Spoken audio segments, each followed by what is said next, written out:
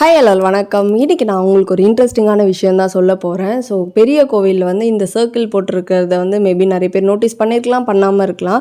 So அந்த இடத்துலேருந்து பார்க்கும்போது 9 கோபுரம் தெரியும்.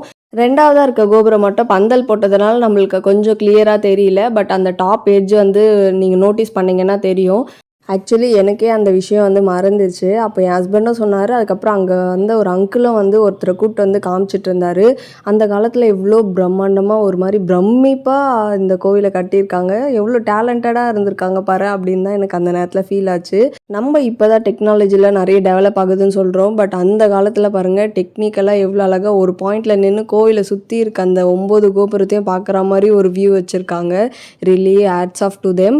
நீங்கள் இனிமேல் அண்ணாமலையார் கோயில் வரும்போது நீங்களும் அந்த பாயிண்டில் நின்று கண்டிப்பாக பாருங்கள். அண்ட் திருக்கல்யாண மண்டபத்தில் வந்து சாமிக்கு பூஜை நடந்துட்டு இருந்தது. நாங்கள் கூட்டத்தில் போய் உண்ணாமலை பார்த்துட்டு இங்கே வந்து ரிலாக்ஸாக கூட்டமே இல்லாமல் ஒரு மாதிரி ரிலீஃபாக சாமி பூஜைலாம் பார்த்துட்டு இருந்தோம். சாமியும் அப்படியே கோவில் சுற்றி வந்துட்டு இருந்தாங்க. நாங்கள் பிரசாதம் கிடைக்கல அப்படின்ட்டு தங்க பிள்ளை என்னெல்லாம் ஆர்ப்பாட்டம் பண்ணுறாருன்றது வாங்க நீங்களும் பார்க்கலாம்.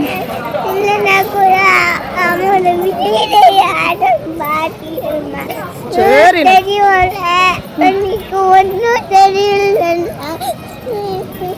சரி அழக்கூடாது. சரி பிரசாதம் தானே, நம்ம இன்னொரு நாள் சும்மா பிரசாதம் சாப்பிட்றதுக்கே நம்ம வரோம் கோயிலுக்கு. ஓகே, அழக்கூடாது. சரிண்ணா, சரி வெளில லட்டு கொடுக்குறாங்க, வா போய் சாப்பிடலாம். ஓகே. ஆமாம், ஒன்னெல்லாம் ஏமாத்தல, கிடைக்காது, உனக்கே தெரியுதாடியா. இவரோட ஆர்கியூமெண்ட்டை பார்த்துட்டு கூட வந்தவங்க எல்லாருமே சிரிச்சுட்டு வந்திருந்தாங்க. அண்ட் இன்றைய பொழுது எங்களுக்கு நல்லாவே அமைஞ்சது. உங்களுக்கும் இந்த வீடியோ பிடிச்சிருக்குன்னு நினைக்கிறேன். நெக்ஸ்ட் வீடியோவில் பார்க்கலாம். பாய்.